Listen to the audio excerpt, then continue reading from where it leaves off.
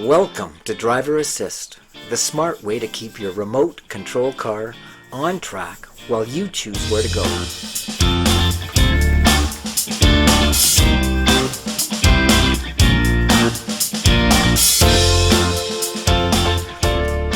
You decide to speed up or slow down.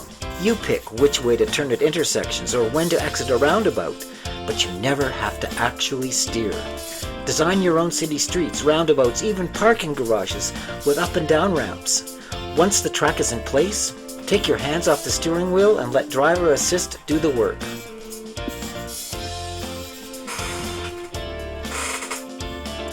This video is the first in a series on my Driver Assist channel.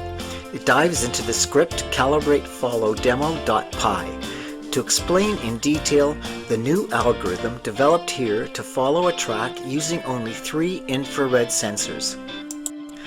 Also available on my channel now or soon are videos about the hardware design and construction, the design considerations for the track, and details of other algorithms developed including turns at intersections, speed control, and oscillation control.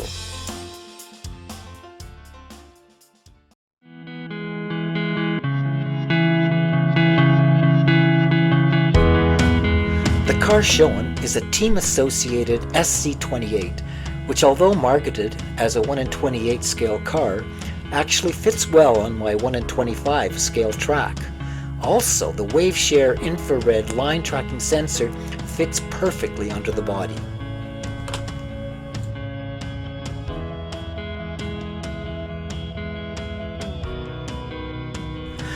The WaveShare infrared line tracking sensor includes 5 infrared transmitter-receiver pairs mounted on a PCB.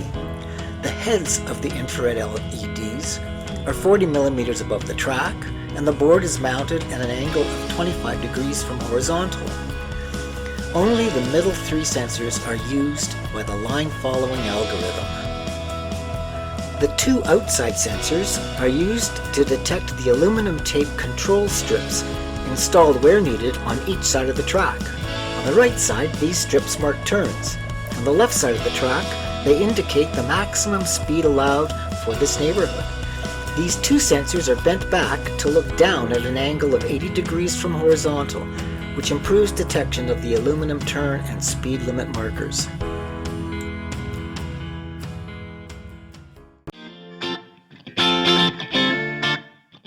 Connect the car to a computer with a USB cable. Load the file Calibrate Follow Demo.py and click the Run button. Drag the car back and forth across the track 7 times. In the first 2 passes, the green LED is on. In passes 3 and 4, the red LED is on. And in the last 3 passes, green flashes, then red flashes, then green flashes.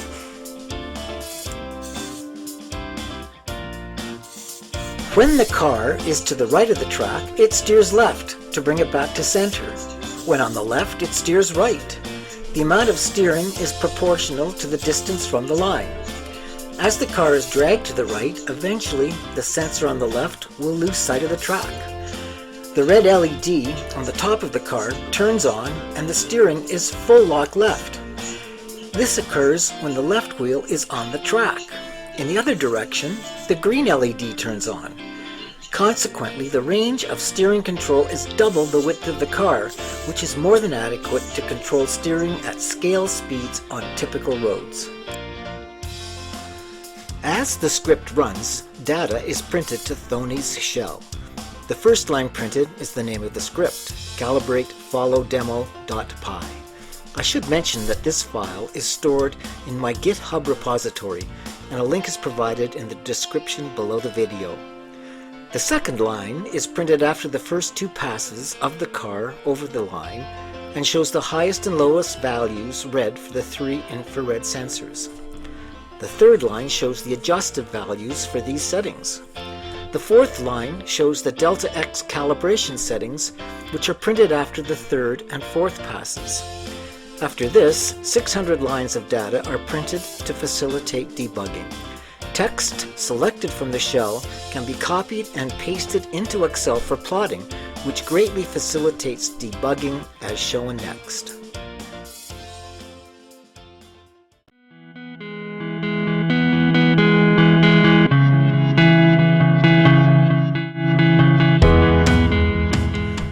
data printed to Thonny's shell is selected, copied, and then pasted into an Excel worksheet as shown.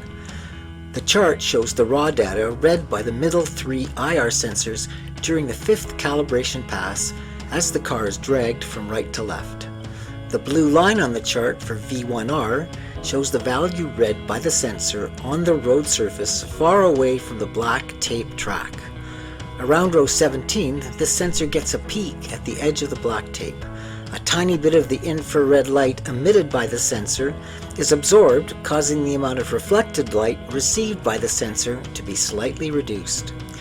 As the car moves progressively over the tape, the value for V1R continues to be reduced as shown. These trends are difficult to see when looking at a page of numbers, but easy to see when plotted. As the car is dragged further to the left, eventually the sensor is located directly above the tape and the reading reaches its lowest value. However, before this happens, the light transmitted by the middle sensor and read as V2R begins to be absorbed as shown by the red line starting to drop. Eventually, the car is dragged far enough to the left that none of the sensors can still see the tape, and all 3 lines are back up to the high values produced by the road surface sans tape.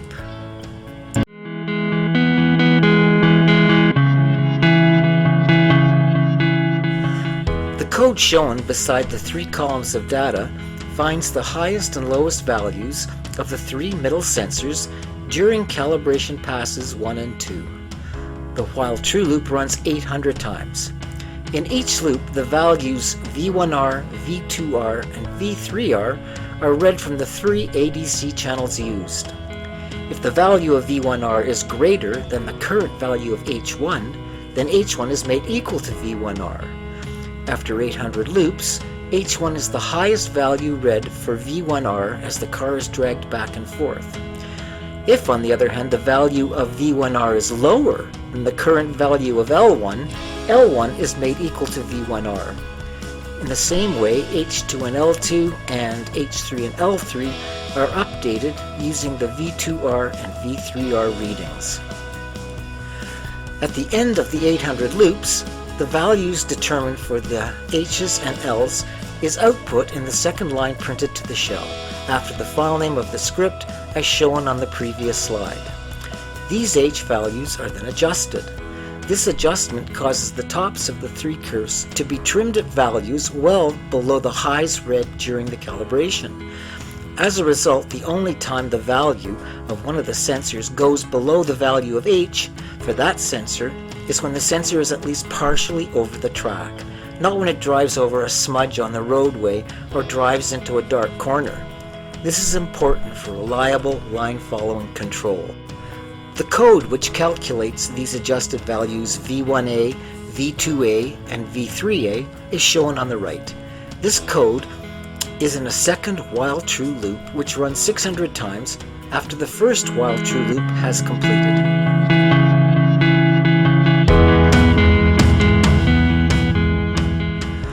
The values V1, V2, and V3 are calculated using the H's and L's found during calibration and the adjusted values V1A, V2A, and V3A. This normalization calculation produces values between 0 and 1 for each variable while preserving the proportions of the original values.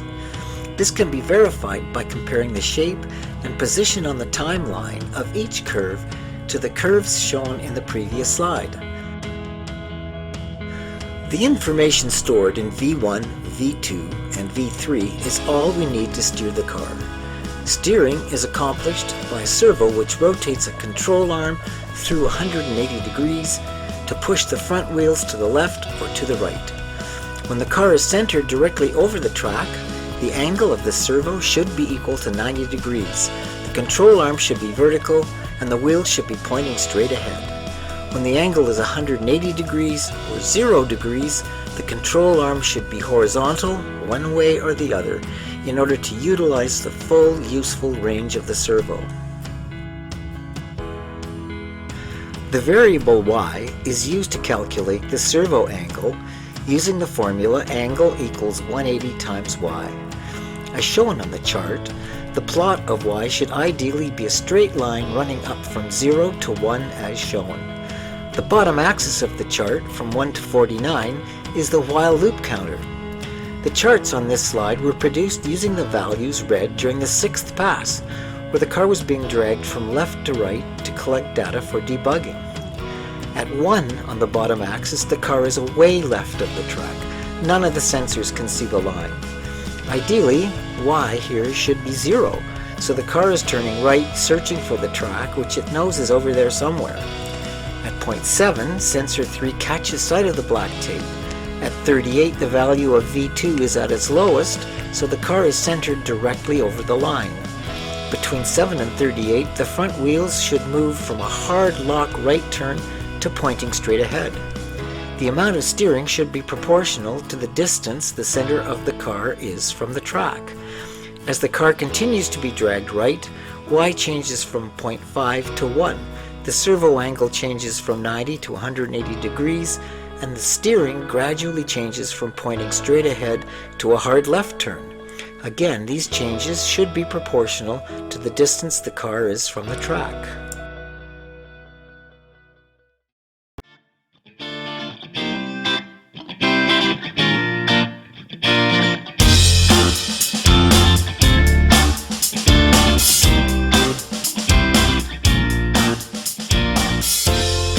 Waveshare produces the line following sensor used.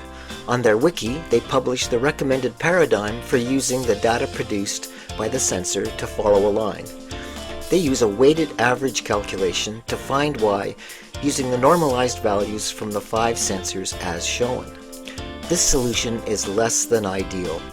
The plot for their old y is shown by the green line.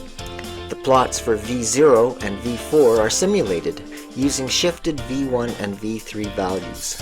The plot for ideal y is shown by the dark blue line.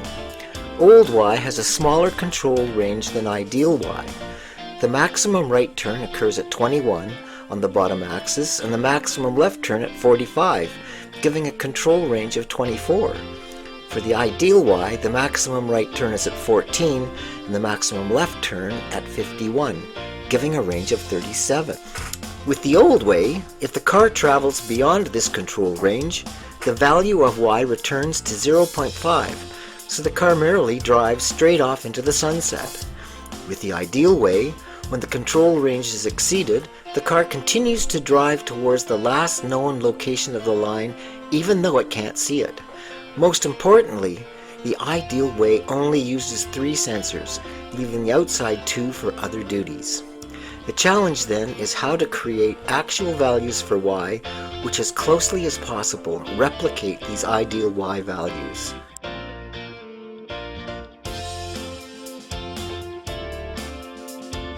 Let's divide the roadway into 8 regions. From left to right, the first region is called L and includes anywhere to the left of the point where the right sensor first detects the line, causing V3 to be less than 1. Region 1 starts from this point and extends right to the point where the middle sensor, represented by V2, first spies the line.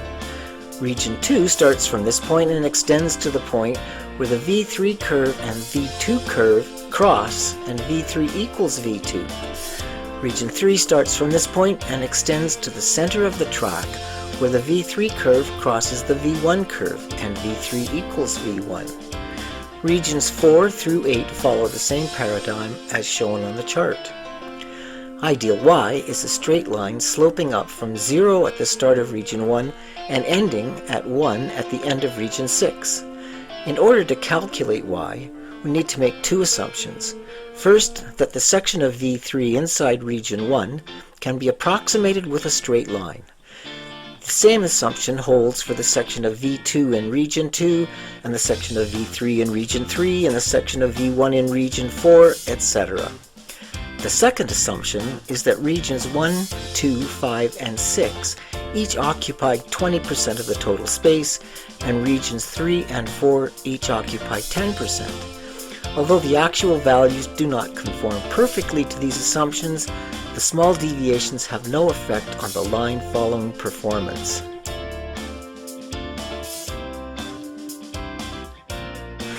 We know that the x values of the points 1, 3, 7, and 9 are all 1. In order to do the math, we need the values of the other points. We get these values during the calibration passes 3 and 4. During the third pass, the car is dragged right to left across the track. I know, this is the opposite to the last slide where the car is being dragged from left to right. I used this because this is the direction in which folks read, so easier to describe. In this slide, I need to start with the value for V1 because the code logically starts with V1, which means I have to start on the right. Sorry about that. So the trick here is to create the variable V2 last and make it equal to V2 each time V2 is read and normalized. The same is true for V1 last and V3 last. Another trick is to keep track of the region the car is currently in as it's being dragged from right to left, using the variable CS last, which is shorthand for the last calibration step.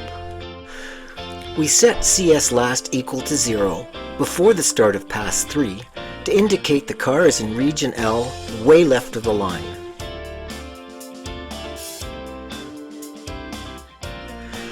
Consider the conditional statement if V1 last equals 1 and V1 is less than 1 and CS last equals 0 shown here. When this statement is true, we know that the car has just arrived at point 1 because the current reading for V1 is less than 1 and the previous reading taken on the last loop was equal to 1. Secondly, we know the car came from way left of the line because CS last equals 0. We do not need any values at this point as we know the x value at point 1 equals 1.0. Now consider this conditional statement. If V2 last equals 1 and V2 is less than 1 and CS last equals 1. When this statement becomes true, we know the car has arrived at point 3. We also know that this is also point 2.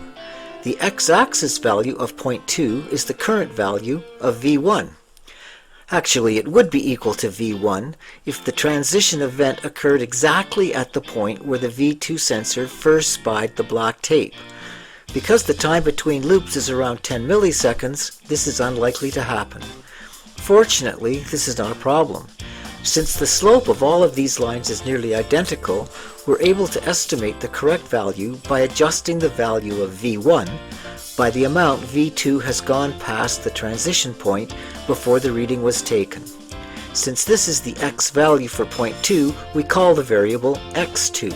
So the equation becomes x2 equals V1 minus bracket 1 minus V2 bracket. Point 4 is located where the V1 and V2 curves cross, resulting in the value of V1 equaling V2. The value of x4 is either the value of V1 or V2, take your pick. Again, this hardly ever happens. In reality, V1 will be less than V2, then at the transition point in the next loop, V1 will be greater than V2.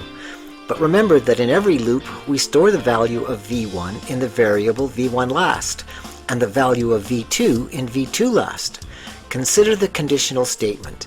If V1 last is less than or equal to V2 last, and V1 is greater than or equal to V2, and CS last equals 2 shown here. If this statement is true, we need to calculate the value of x at point 4. Remember, we have assumed that the slope of line 2 is the same as that of line 3, so we can also assume x4 is halfway between the values V1 last and V2 last. Therefore, we can estimate the value of x4 using the statement x4 equals V1 plus bracket V2 last minus V1 last bracket divided by 2. During calibration passes 3 and 4, the values for the critical points are found twice, once during each pass. On the first pass, values for the x's 2, 4, 5, 6, and 8 are found. On the second pass, we add 10 to the point number, so values for x's 12, 14, 15, 16, and 18 are found. Remember, the x values for the points 1, 3, 5, and 7 are all equal to 1.0. After both passes have been completed, the 6 delta x values are calculated using the average of the pair of values found for each point.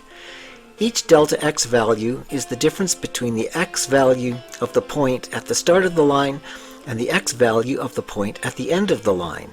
So for example, dx1 equals negative x2a minus x1a. The result is negative to indicate the line slopes down. On the other hand, dx3 equals x5a minus x4a, a positive number as the line slopes upwards.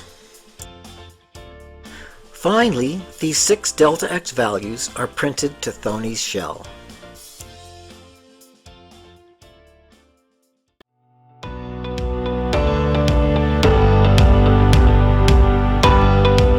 These delta x values are used as follows. When the car is in a certain region, let's say region 1, it knows y is between 1 and 0.8. It knows the amount below 1 is proportional to where on line 1 it is. If it's halfway down, then y is halfway between 1 and 0.8. It knows how far down the line it is because it knows the value of v1. Remember, v1 was used to find delta x1 during calibration. Delta x1 is the difference between the value of the point at the top of line 1 and the value of the point at the bottom of line 1. In this case, the value of delta x1 is 0.961875. So if the current value of v1 is 0.4809375, it knows it's halfway down line 1, because 0.4809375 divided by 0.961875 equals 0.5, i.e. halfway. So eureka!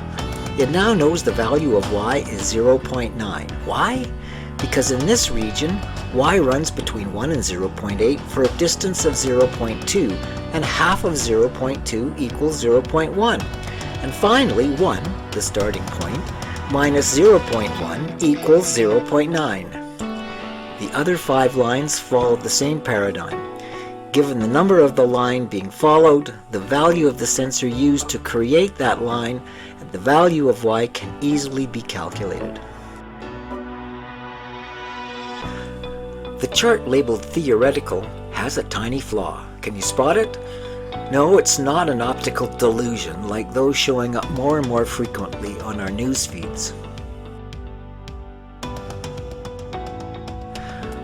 Remember that the theory is based on the assumption that regions 1, 2, 5, and 6 each span 20% of the range from y equals 1 to y equals 0, and that regions 3 and 4 each span 10%. On the chart, the 6 regions are spaced equally apart, which explains why the slopes of lines 3 and 4 appear to be less than the other 4 lines.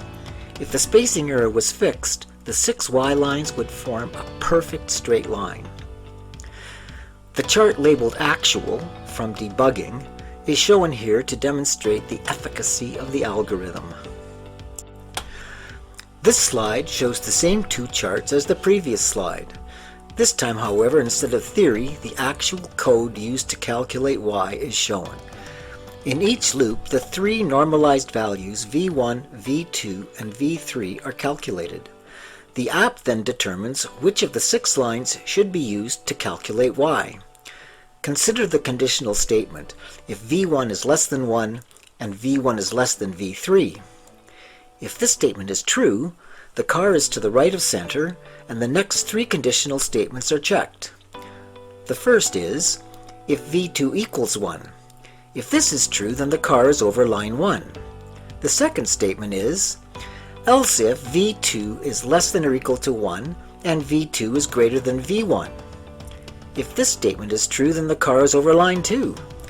And finally, if the third statement is true, the car is over line 3. If the first conditional statement is false, execution skips to the statement else if v3 is less than 1 and v3 is less than v1. If this statement is true, the car is left of center and the code following is executed. Dividing the task of finding which line the car is over into 2 sections like this makes the code much easier to follow. Whichever line the car is over, Y2 is calculated using the logic described in the previous slide, along with the current value of whichever V is used and whichever dx is required. The math for calculating Y2 as the car crisscrosses the line is included on this slide. Finally, the value of Y is calculated as shown here. Firstly, Y needed to be flipped due to a recent hardware change.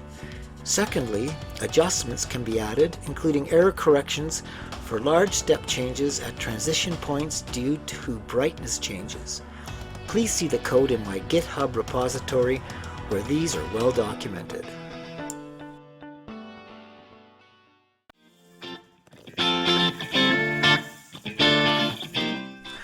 Thanks for watching. You know the drill. Please click the like and subscribe buttons before you go. It does help a lot.